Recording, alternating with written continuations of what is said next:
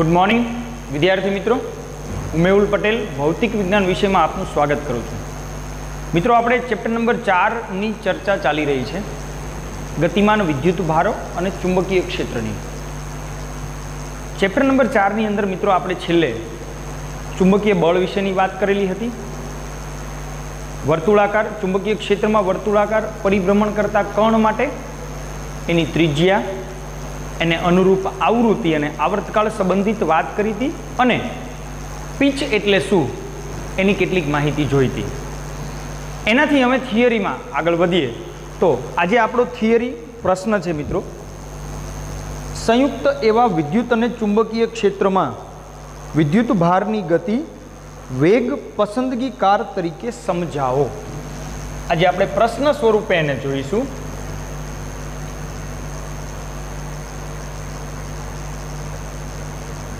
સંયુક્ત એવા વિદ્યુત અને ચુંબકીય ક્ષેત્રમાં વિદ્યુત અને ચુંબકીય ક્ષેત્રમાં સંયુક્ત એવા વિદ્યુત અને ચુંબકીય ક્ષેત્રમાં વિદ્યુત ભારની ગતિ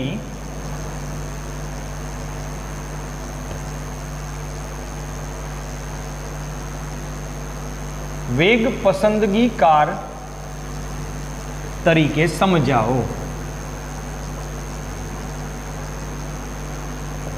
વેગ પસંદગીકાર તરીકે સમજાવો, આ પ્રમાણેની મારે મિત્રો આજે ચર્ચા કરવી છે। આ આપણો થિયરી પ્રશ્ન છે।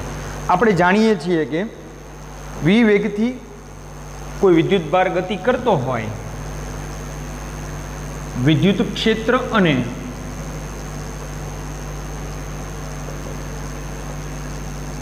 ચુંબકીય ક્ષેત્રમાં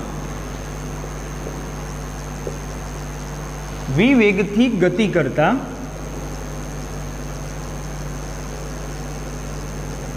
વિદ્યુત ભાર પર લાગતું બળ એટલે કે પરિણામી બળ મિત્રો Fe વત્તા Fm જેટલું થાય। આપણે જાણીએ છીએ Fe એટલે QE વત્તા Q V ક્રોસ B, એટલે કે સદિશ સ્વરૂપની રજૂઆત સમજો એટલે તમારે QE સદિશ બરાબર V ક્રોસ B લેવાના છે। Q કોમન કાઢો તો E સદિશ વત્તા V સદિશ ક્રોસ B સદિશ થાય। આ આપણી પાસે લોરેન્ટ્ઝ બળ એનું સૂત્ર અવેલેબલ છે। આ મિત્રો સૂત્ર આપણે આગળ જોયું હતું, શેનું હતું? લોરેન્ટ્ઝ બળનું સૂત્ર હતું। હવે આ સૂત્રલક્ષી હું આગળ સમજવાનો પ્રયત્ન કરીશ। મિત્રો, આને હું કાર્તીય યામ પદ્ધતિમાં દર્શાવવાનો પ્રયત્ન કરીશ।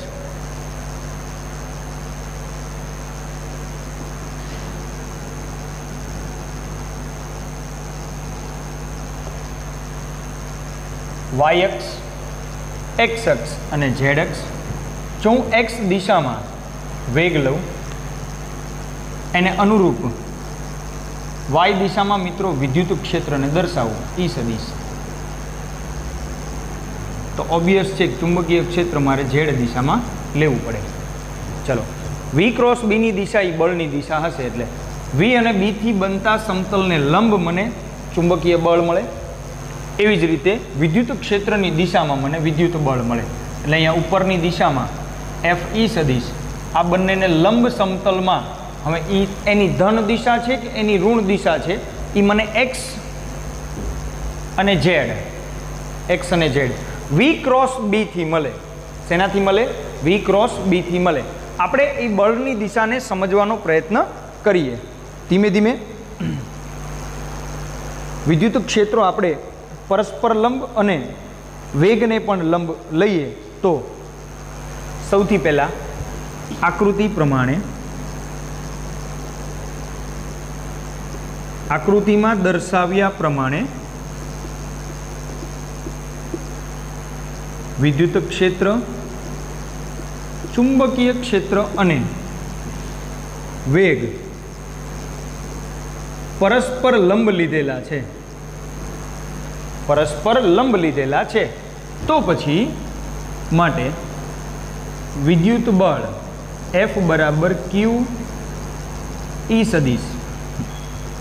ઈ સદિશની દિશા મિત્રો કઈ અક્ષ લીધી છે? વાય અક્ષ.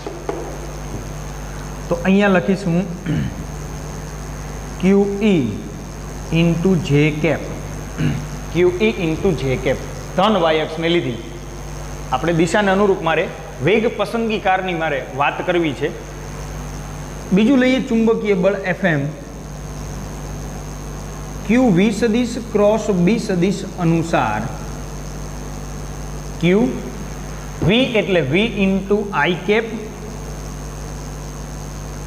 ક્રોસ બી છે ઝેડ એટલે કે કેપ. મિત્રો આઈ ક્રોસ જે ક્રોસ ગુણાકારનો નિયમ સદિશનો તમે બહુ વ્યવસ્થિત રીતે જાણો છો. આઈ ક્રોસ કે માઇનસ જે આપે. શું આપે? માઇનસ જે. એટલે મળે છે મને આ ક્યુ વી બી માઇનસ જે કેપ એટલે કે એફએમ મળે મને મિત્રો માઇનસ ક્યુ વી બી જે કેપ.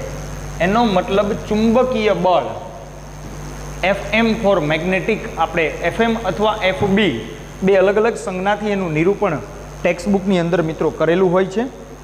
તમે કોઈ પણ સંજ્ઞાત્મક રજૂઆત પ્રમાણે એને સમજી શકો છો. મેં અહીંયા એફએમ રાખેલું છે તો આપણે એફએમ રાખીએ. તો આ ધન વાયએક્સ હોય મિત્રો તો આ ઋણ વાયએક્સ થાય એફએમ, કારણ કે મને મળે છે માઇનસ જે. માટે પરિણામી બળ એફ ક્યુ ઈ માઇનસ ક્યુ વી બી જે કેપ એટલે કે Q common E minus V B into J cap મળે. આ પ્રમાણે મને એફ સદિશ મળશે. આ તો માત્ર મેં હજી મિત્રો બળની રજૂઆત તમને દર્શાવી છે. આપણે સંયુક્ત એવા ક્ષેત્રમાં વી વેગથી કોઈ વિદ્યુતભાર ગતિ કરતો હોય તો લોરેન્ટ્ઝ બળ જેટલું એના ઉપર બળ લાગશે. ચલો પહેલી વાત. પછી એને કાર્ટેશિયન યામ પદ્ધતિમાં સમજવાનો પ્રયત્ન કરીએ તો મેં ત્રણેયને પરસ્પર લંબ લઈ લીધા છે. વેગને એક્સ એક્સ પર, આને ઝેડ એક્સ પર અને આને વાય એક્સ પર. સરવાળા સ્વરૂપે જો વિદ્યુત ક્ષેત્ર વાય એક્સ પર હોય તો ચુંબકીય ક્ષેત્ર પણ પરિણામી ક્ષેત્ર પણ વાય ઉપર હોવું જોઈએ. તો જ બંનેનું એડિશન થાય. એડિશનના મૂલ્યના પોઈન્ટ ઓફ વ્યૂ. એટલે આપણે એને પણ એ પ્રમાણે અહીંયા મેં પસંદ કરેલા છે. વેગની દિશા ચુંબકીય ક્ષેત્રની દિશા મેં એવી પસંદ કરી છે કે જે વિદ્યુત ક્ષેત્રને અનુરૂપ હોય. એટલે સરવાળા બાદબાકીમાં મને પરિણામી દિશા એની ચોક્કસ પરિણામી દિશા બળની મળવી જોઈએ. તો આ પ્રમાણે મિત્રો પહેલા સ્ટેજની અંદર માત્ર મેં અહીંયા બળને દર્શાવ્યું છે. આપેલી કિંમત મુજબ મિત્રો આપણે અહીંયા પસંદ કરેલા મૂલ્યો છે વી અને બીના, એવા મૂલ્યો પસંદ કરીએ. આપણે વી અને બીના એવા મૂલ્યો પસંદ કરીએ કે જેથી આ જે વિદ્યુત ભારિત કણ જે ગતિ કરે છે એના પરનું પરિણામી બળ શૂન્ય થાય. એના પરનું પરિણામી બળ શૂન્ય થાય. અહીં તમે જોઈ શકો છો કે વિદ્યુત બળ અને ચુંબકીય બળ પરસ્પર વિરુદ્ધ દિશામાંના છે. વિદ્યુત બળ અને ચુંબકીય બળ પરસ્પર વિરુદ્ધ દિશામાંના છે. તો અહીંયા આપણે પસંદગી વખતે અહીં વી અને બીના મૂલ્યો એવા પસંદ કરીએ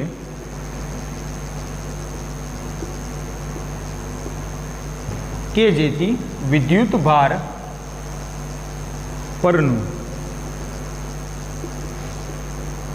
પરિણામી બળ શૂન્ય થાય. જો મિત્રો પરિણામી બળ શૂન્ય થાય તો તમે એમ કહી શકો કે ક્યુ ઈ બરાબર ક્યુ ઈ માઇનસ ક્યુ વી બી બરાબર 0. એટલે કે ક્યુ ઈ બરાબર ક્યુ વી બી આ ઉડી જશે. તો માટે વી બરાબર ઈના છેદમાં બી. જો પરસ્પર લંબ એવા બે ક્ષેત્રો કોની પસંદગી કરે છે? વેગની. એટલે મારે વિદ્યુત ભારની ગતિને વેગ પસંદગી કાર તરીકે લેવી હતી.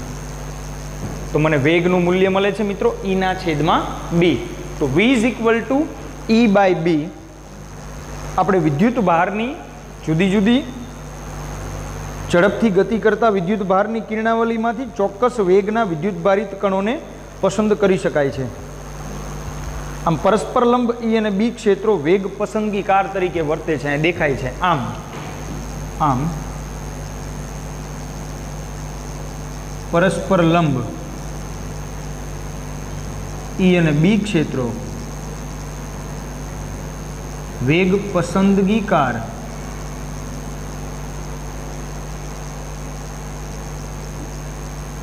તરીકે વર્તે છે. આટલી માહિતીને મિત્રો આપણે આ થિયરીની અંદર રજૂઆતમાં જોઈશું. તો આ પ્રમાણે નોર્મલી આપણે વાત કરીએ તો થોમ્સને E/m ગુણોત્તર મેળવવા માટે ઇલેક્ટ્રોનનો વિદ્યુતભાર અને એનું દળ એનો ગુણોત્તર મેળવવા માટે વેગ પસંદગીકારનો ઉપયોગ કરેલો હતો.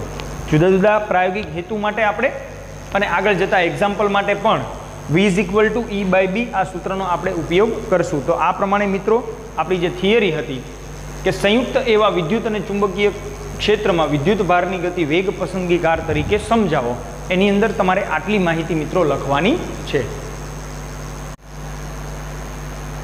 આગળ વધીએ વિદ્યાર્થી મિત્રો અને એક સૌથી મહત્વની થિયરી એને સમજવાનો પ્રયત્ન કરીએ. એ છે સાયક્લોટ્રોન. સાયક્લોટ્રોનને મારે સમજવાનો પ્રયત્ન કરવો છે.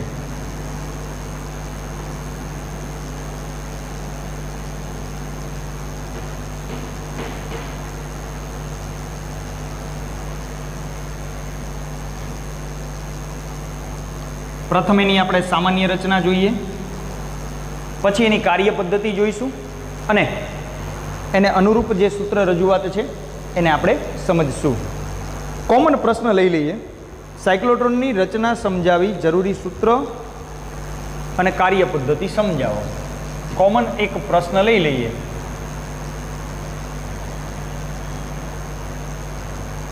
સાયક્લોટ્રોનની રચના સમજાવી. સાયક્લોટ્રોનની રચના સમજાવી, તેની કાર્ય પદ્ધતિ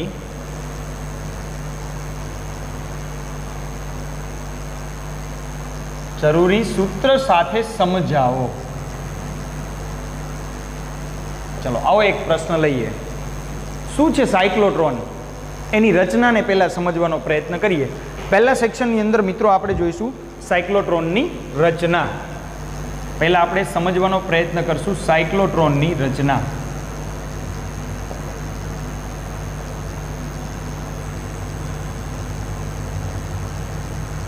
સાયક્લોટ્રોનની રચના. સામાન્ય રીતે મિત્રો સાયક્લોટ્રોનમાં વિદ્યુત અને ચુંબકીય ક્ષેત્ર પરસ્પર લંબ એટલે કે ક્રોસ ફિલ્ડ રાખેલા હોય છે અને કણની ઉર્જા વધારવામાં આવે છે. સાયક્લોટ્રોનમાં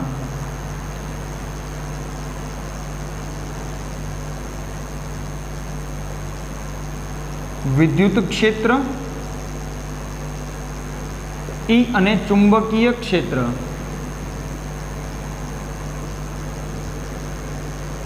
B પરસ્પર લંબ હોય છે, જેને ક્રોસ ફિલ્ડ કહેવાય. જેને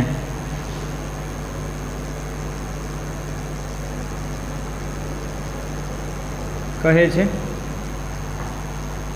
અને જે કણ છે વિદ્યુતભારિત કણ એની ઉર્જા વધારવામાં આવે છે. આ સામાન્ય કાર્ય છે.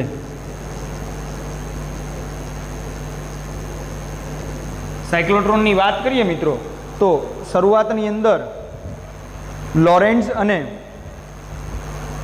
લિવિંગસ્ટન નામના વૈજ્ઞાનિકે ન્યુક્લિયસના બંધારણનો અભ્યાસ કરવા માટે સાયક્લોટ્રોનની રચના કરી હતી. મિત્રો ન્યુક્લિયસનું જે બંધારણ છે, ઇન્ટરનલ બંધારણ ન્યુક્લિયસનું, એના બંધારણનો અભ્યાસ કરવા માટે આ વૈજ્ઞાનિકોએ સાયક્લોટ્રોનની રચના કરી હતી. સાયક્લોટ્રોનની રચના સમજીએ. આકૃતિ દોરીએ. નિયમિત ચુંબકીય ક્ષેત્રમાં એક નિયમિત ચુંબકીય ક્ષેત્ર લઈશું મિત્રો આપણે.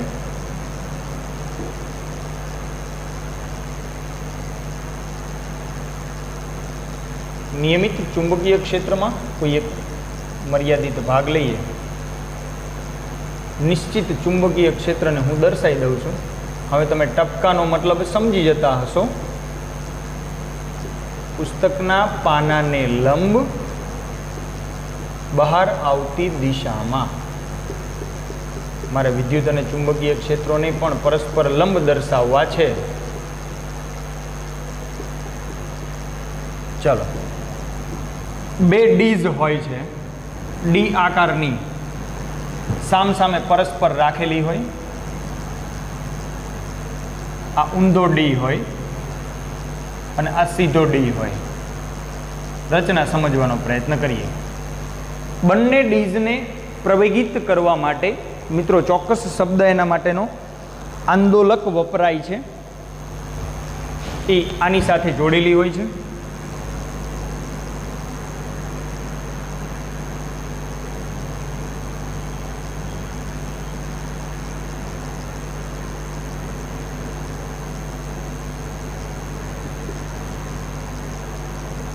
આંદોલક હોય છે. વિદ્યુતભારિત કણને આની અંદર મૂકવામાં આવે છે. આ વિદ્યુતભારિત કણ મિત્રો ડીઝની અંદર વિદ્યુત ક્ષેત્ર હોતું નથી. આપણે એ તો એને સ્ટેપ બાય સ્ટેપ થિયરીમાં પણ સમજશું. એની અંદર વિદ્યુત ક્ષેત્ર હોતું નથી. બે ડીઝની વચ્ચેના ભાગમાં વિદ્યુત ક્ષેત્ર હાજર છે અને ચુંબકીય ક્ષેત્ર તો તમે અહીંયા જોઈ શકો છો હાજર જ છે. સામાન્ય રીતે આપણે પ્રવેગિત થયા પછી કણને બહાર કાઢવા માટે એક વિક્ષેપ પટ્ટી અહીંયા રાખેલી હોય છે.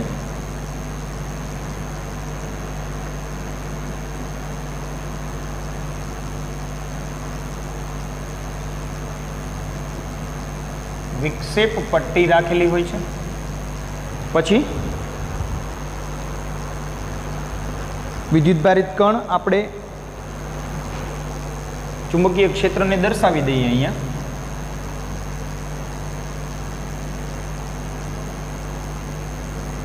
ચુંબકીય ક્ષેત્ર પૃષ્ઠથી બહાર તરફનું લીધું છે. વિદ્યુત ભારિત કણ ધીમે ધીમે ધીમે ધીમે વર્તુળમય ગતિ કરતા કરતા આપણે એને સમજવાનો પ્રયત્ન કરશું. આગળ જતા એની કાર્ય પદ્ધતિમાં સમજશું.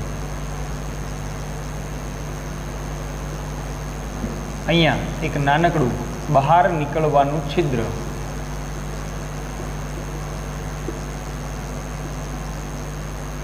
અને જે બહાર નીકળે છે એ છે વિદ્યુત ભારિત કણ. અને રચનાત્મક પોઈન્ટ ઓફ વ્યૂ ડીઝ D2 અને આ જે ભાગ છે એને હું ડીઝ D1 કહીશ. આવી રચના છે. આ છે એની આકૃતિ મિત્રો. આ પ્રમાણે આપણે એને ફોલોઅપમાં લેવાની છે. રૂપરેખાની અંદર સૌથી પહેલાં ડી આકારના બે પોલા અર્ધગોળાકાર પાત્રને સામસામે એક ગેપમાં ગોઠવેલા છે. આકૃતિમાં સાયક્લોટ્રોનની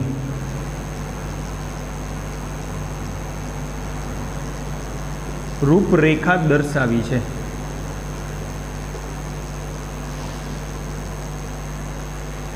પરસ્પર સામે સામે આપણે વાત કરશું.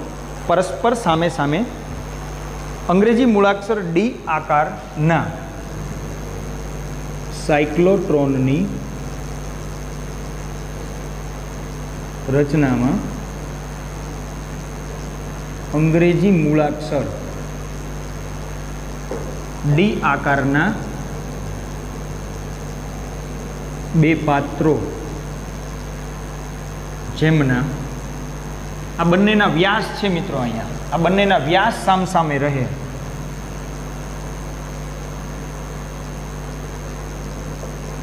વ્યાસ સામસામે રહે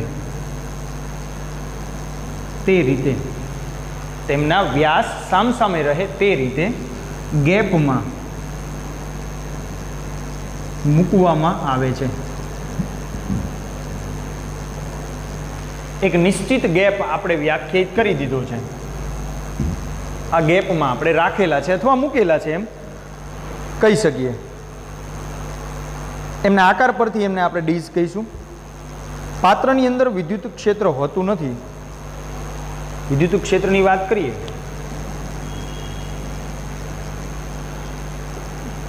તેમના આકાર પરથી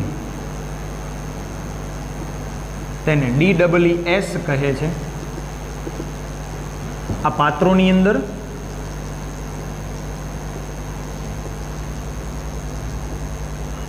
વિદ્યુત ક્ષેત્ર હોતું નથી,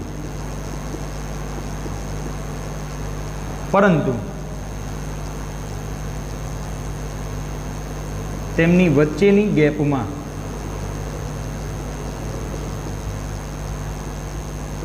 વિદ્યુત ક્ષેત્ર હોય છે. આ જે વચ્ચેનો ભાગ છે મિત્રો, ત્યાં હું વિદ્યુત ક્ષેત્ર એને સમજી શકું છું. આ પ્રમાણેની રચના છે. ચુંબકીય ક્ષેત્ર તમે જાણો જ છો કે પુસ્તકના પાનાને લંબ રૂપે લગાડેલ છે, એટલે ચુંબકીય ક્ષેત્ર વિદ્યુત ક્ષેત્રને લંબ અંદરના ભાગમાં લગાડેલ છે.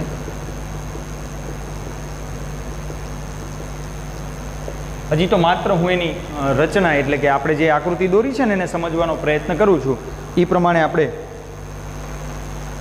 આગળ વધશું. બંને ડીઝ વચ્ચે ઉચ્ચ આવૃત્તિવાળો એસી લગાડવામાં આવે છે. આપણે આંદોલક વડે એસી વોલ્ટેજ લગાડેલા છે. બંને ડીઝ વચ્ચે ઉચ્ચ આવૃત્તિવાળો એસી લગાડવામાં આવે છે.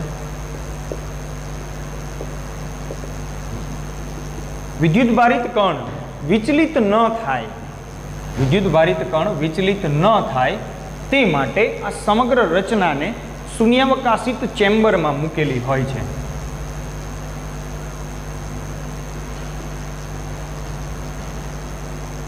અને વિદ્યુત ભારિત કણ ને બહાર નીકળવા માટે એક વિક્ષેપ પટ્ટી અને છિદ્ર હોય છે તથા આ સમગ્ર રચનાને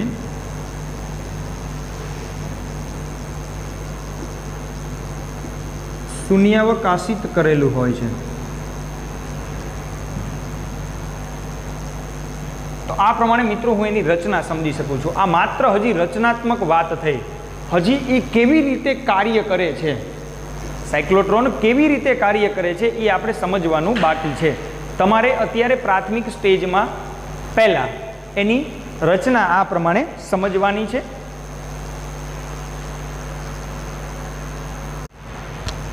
આગળ વાત કરીએ. આ થઈ ગઈ રચના. આકૃતિ કોમન રાખશું આપણે રચનાને સમજી લીધી છે. હવે આપણે એની કાર્ય પદ્ધતિ સમજવાનો પ્રયત્ન કરીએ. હવે મારે વાત કરવી છે કાર્ય પદ્ધતિ અને સાથે સંકળાયેલા સૂત્રોની મારે વાત કરવી છે મિત્રો. આકૃતિ હું એમના એમ રાખીશ. પ્રશ્ન કન્ટિન્યુ છે, તમારે એક જ વખત આકૃતિને દોરવાની છે.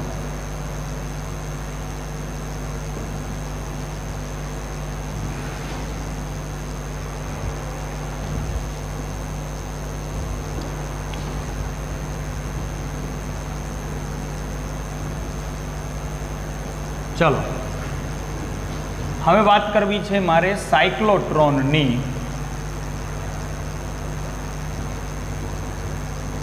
કાર્ય પદ્ધતિ. ચલો, સાયક્લોટ્રોનનું મુખ્ય આ બનાવવા પાછળનું મુખ્ય કારણ છે મિત્રો કણને વિદ્યુત ભારિત કરીને યોગ્ય ઉર્જા સુધી પ્રવેગિત કરવાનું કામ છે. નિશ્ચિત લેવલ સુધી એને પ્રવેગિત કરવાનું કામ છે.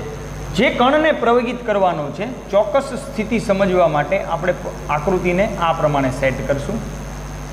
જે કણને પ્રવેગિત કરવો છે તેને આકૃતિમાં બિંદુ P પાસે લાવવામાં આવે છે. ચલો, પહેલો મુદ્દો લખશું આપણે. જે કણને પ્રવેગિત કરવાનો છે તેને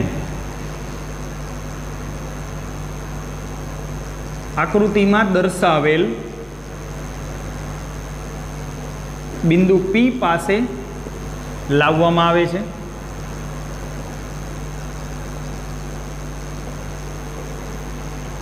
બંને ગેપ વચ્ચેના વિસ્તારમાં આપણે આને આંદોલક સાથે જોડેલું છે એટલે ઉચ્ચ આવૃત્તિવાળા એસી વોલ્ટેજ સાથે જોડેલું છે. જ્યારે એને લાવીએ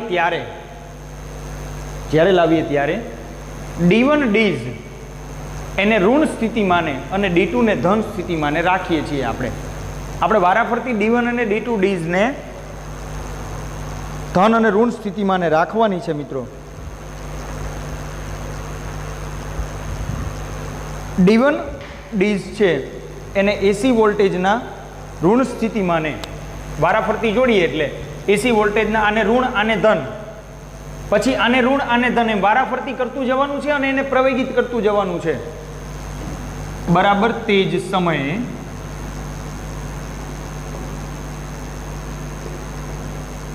D1 એસી વોલ્ટેજના ઋણ સ્થિતિમાન અને D2 ધન સ્થિતિમાને હોય છે. D1 એસી વોલ્ટેજના ઋણ સ્થિતિમાને અને D2 ધન સ્થિતિમાને હોય છે. હવે વિદ્યુત ભારિત કણ આ વિદ્યુત ક્ષેત્રની હાજરીમાં D1 અને D2 વચ્ચેના અવકાશમાં વિદ્યુત ક્ષેત્ર ઉત્પન્ન થશે.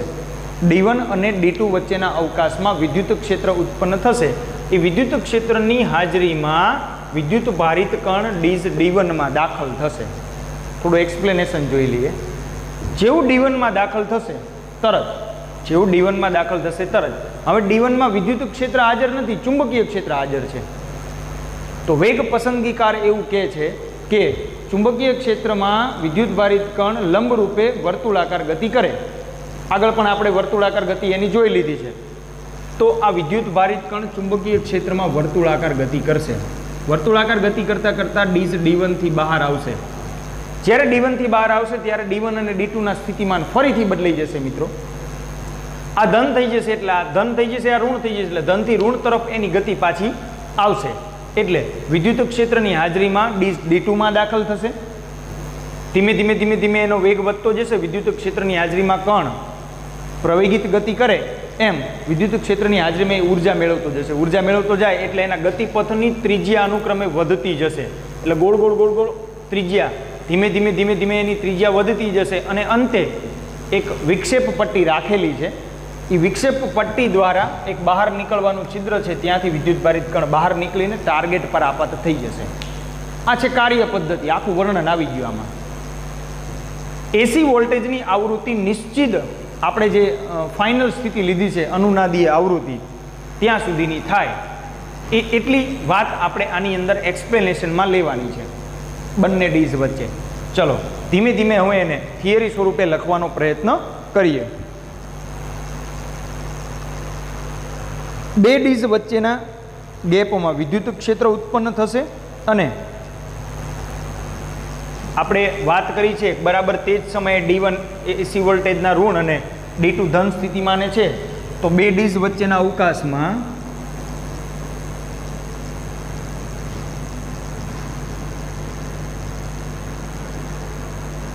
વિદ્યુત ક્ષેત્ર ધનથી ઋણ તરફનું ઉત્પન્ન થશે અને કણ ધીમે નિશ્ચિત વેગમાન સાથે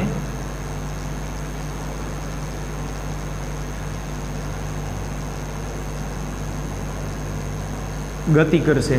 વિદ્યુત ક્ષેત્રમાંથી યોગ્ય ઉર્જા મેળવશે અને નિશ્ચિત વેગમાન સાથે ગતિ કરશે અને D1 માં દાખલ થશે.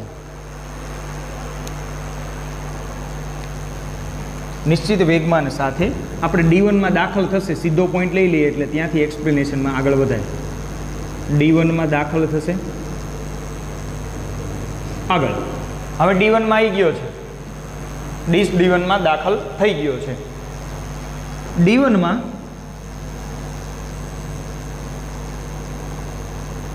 ચુંબકીય ક્ષેત્રની હાજરીમાં કણ વર્તુળાકાર ગતિ કરશે। નિશ્ચિત ચુંબકીય ક્ષેત્ર હાજર છે। મિત્રો આપણે આગળના લેક્ચરની અંદર થિયરી જોઈ ગયા છીએ। કણ ચુંબકીય ક્ષેત્રની હાજરીમાં v જેટલી ઝડપથી વર્તુળાકાર ગતિ કરે, એટલે D1 માં ચુંબકીય ક્ષેત્રની હાજરીમાં કણ હવે વર્તુળાકાર ગતિ કરશે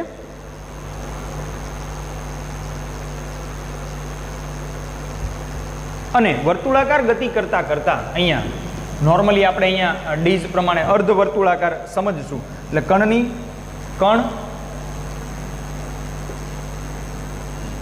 અર્ધ વર્તુળાકાર પરિભ્રમણ કરી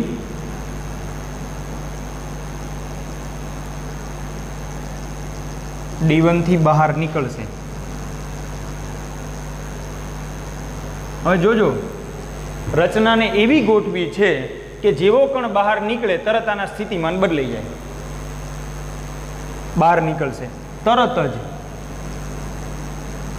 D1 ધન સ્થિતિમાને, એટલે કે એસી વોલ્ટેજના ધન સ્થિતિમાને, હવે શોર્ટમાં લખશું થોડું, અને D2 ઋણ સ્થિતિમાને આવશે। D1 અને D2 પરસ્પર પોતાના સ્થિતિમાન બદલશે। હવે પાછું વચ્ચેના ગાળામાં વિદ્યુત ક્ષેત્ર હાજર છે, એટલે કણ અહીંયા પહોંચ્યો છે, વિદ્યુત ક્ષેત્રની હાજરીમાં D2 માં દાખલ થઈ જશે, પાછો D2 માં અર્ધવર્તુળાકાર માર્ગે ગતિ કરશે અને આ પ્રમાણે એની ગતિ ચાલ્યા કરશે।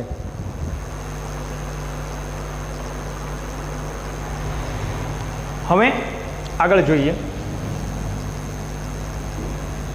જેવું આ બંનેના સ્થિતિમાન બદલાય છે તરત કણ વિદ્યુત ક્ષેત્રની હાજરીમાં, હવે થોડું શોર્ટમાં લખશું, વધારે વેગમાન સાથે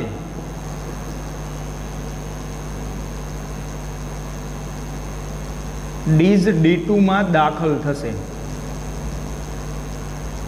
હવે એનું વેગમાન વધશે, ડીઝ D2 માં દાખલ થશે। D2 માં ચુંબકીય ક્ષેત્રની હાજરીમાં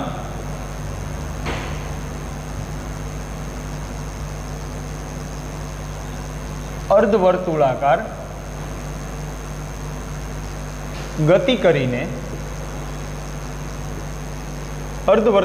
ગતિ કરીને ફરીથી બે ગેપ વચ્ચેના વિસ્તારમાં પહોંચશે, બહાર નીકળશે। હવે આપણે આખી એક સાયકલ જોઈ, પહેલા બે ગેપ વચ્ચેના વિસ્તારમાં તો પછી D1 માં દાખલ થયો, પછી પાછો બે ગેપ વચ્ચેના વિસ્તારમાં D2 માં દાખલ થયો। આ પ્રમાણે સતત કણ વધારે ને વધારે વેગમાન મેળવતો જશે અને પ્રવેગિત થઈને વર્તુળાકાર ગતિ કરશે। હવે આખી સાયકલ રિપીટ થશે, ફરીથી D1 ઋણ સ્થિતિમાને અને D2 ધન સ્થિતિમાને આવશે।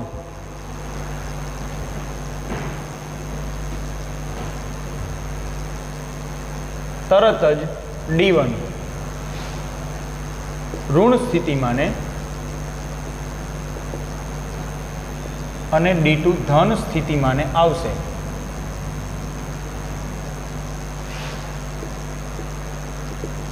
આમ આખું રોટેશન ચાલ્યા કરશે મિત્રો।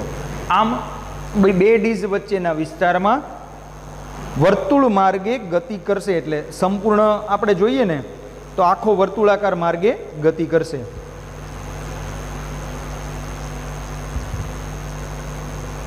કણને સાયક્લોટ્રોનમાં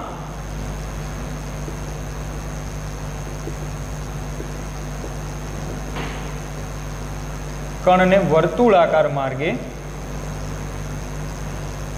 ગતિ કરાવવા માટે એસી વોલ્ટેજની આવૃત્તિ, આપણે જે પ્રવેગક અથવા આંદોલક લગાડેલો છે મિત્રો, એ એસી વોલ્ટેજની આવૃત્તિ સાયક્લોટ્રોનની આવૃત્તિ જેટલી રાખવી જોઈએ। સાયક્લોટ્રોનની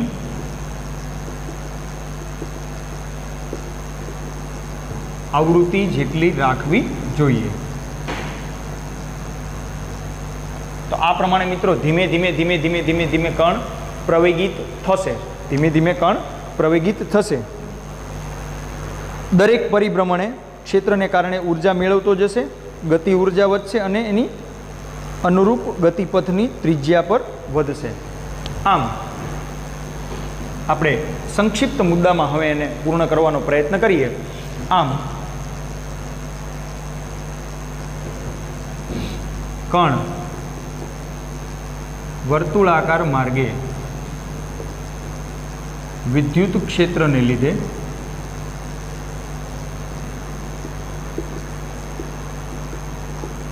ઊર્જા મેળવતો જશે તેમ તેના ગતિપથની ત્રિજ્યા વધશે। અંતે હવે સંક્ષિપ્તમાં આપણે લઈએ તો વિક્ષેપ પટ્ટીની વાત કરી નાખીએ। જ્યારે ડીઝની ત્રિજ્યા કણની ત્રિજ્યા જેટલી થાય ત્યારે આપણે એને વિક્ષેપ પટ્ટી વડે વિચલિત કરીને ટાર્ગેટ પર આપાત કરી શકાય। જ્યારે કણની ત્રિજ્યા ડીઝની ત્રિજ્યા જેટલી થાય ત્યારે વિક્ષેપ પટ્ટી દ્વારા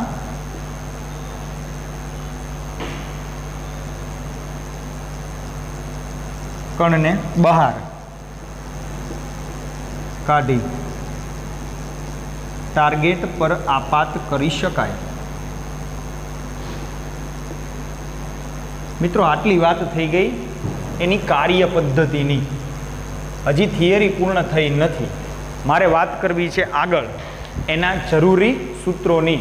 તમારે પહેલાં તો આટલી રજૂઆત એની કાર્ય પદ્ધતિમાં જોવાની છે। આગળ વાત કરીએ મિત્રો હવે આને સંબંધિત જરૂરી સૂત્રની। મિત્રો આ પ્રમાણે તમારે વ્યવસ્થિત રીતે કાર્ય પદ્ધતિ જોવાની છે।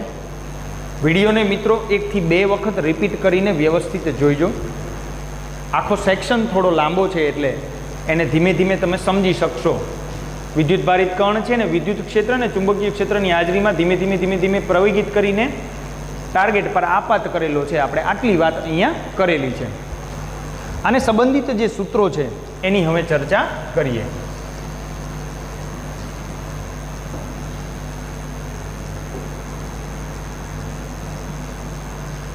ચલો સૌથી પહેલા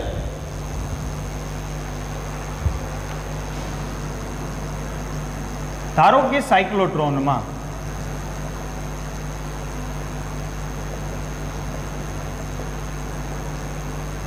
કણની આવૃત્તિ વીસી છે,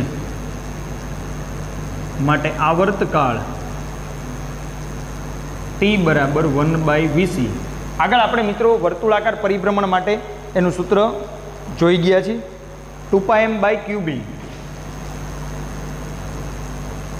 તો આ સૂત્ર આપણે સાયક્લોટ્રોનમાં પણ લાગુ પાડી શકશું, માટે આવૃત્તિ qb/2πm। ચલો આ એક સૂત્રને હું સાયક્લોટ્રોનના કિસ્સામાં પણ લાગુ પાડી શકીશ વર્તુળાકાર પરિભ્રમણ માટે। બીજી વાત કરીએ, સાયક્લોટ્રોનમાં કણની જ્યારે બહાર નીકળવાની તૈયારી હોય ત્યારે ગતિપથની ત્રિજ્યાને આપણે ડીઝની ત્રિજ્યા જેટલી કીધી છે એક્સપ્લેનેશનમાં,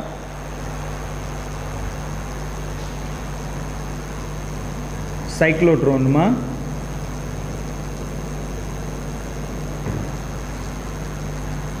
કણ જ્યારે બહાર નીકળવાની તૈયારી હોય ત્યારે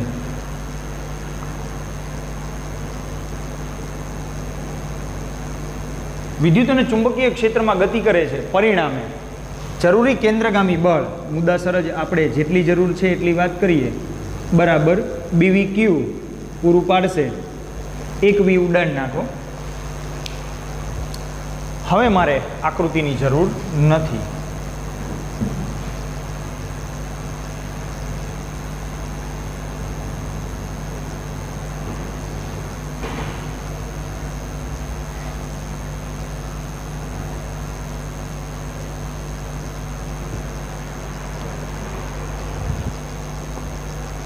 માટે આના ઉપરથી હું વેગ v is equal to QBR by m લઈ શકું. વેગ v is equal to QBR by m લઈ શકું. કણની ગતિ ઉર્જાની વાત કરીએ મિત્રો,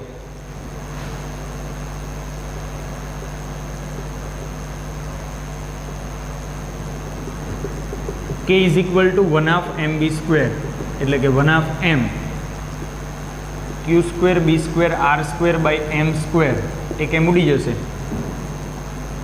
1/2 q square b square r square by m. આ પ્રમાણે મને ગતિ ઉર્જા મળશે, જેનું સાયક્લોટ્રોનના કિસ્સાની અંદર આ સૂત્ર વાપરી શકું છું. તો આ પ્રમાણે મિત્રો આપણે સાયક્લોટ્રોનની અંદર આ સૂત્રોને વ્યવસ્થિત રીતે ધ્યાનમાં લઈશું.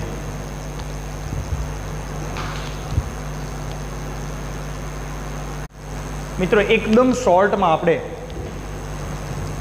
એક નાનકડો પ્રશ્ન સાયક્લોટ્રોનના ઉપયોગો જોઈશું. એટલે વિડીયો સંબંધિત સંપૂર્ણ માહિતી અહીંયા પૂર્ણ થઈ જશે. તમે જાણો છો કે સાયક્લોટ્રોનનું મુખ્ય કાર્ય છે કણને પ્રવેગિત કરીને કોઈ નિશ્ચિત ટાર્ગેટ પર આપાત કરવાનું કાર્ય છે. આપણે ન્યુક્લિયસ પર આપાત કરીએ તો ન્યુક્લિયર પ્રક્રિયાનો અભ્યાસ કરવા માટે સૌથી મુખ્ય કાર્ય છે આનું ન્યુક્લિયર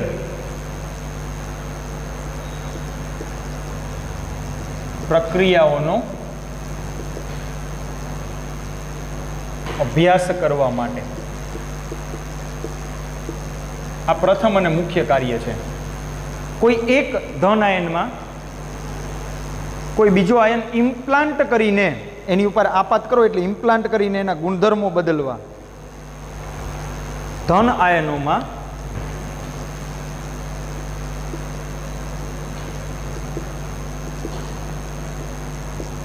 બીજા આયનો સ્થાપન અથવા ઇમ્પ્લાન્ટ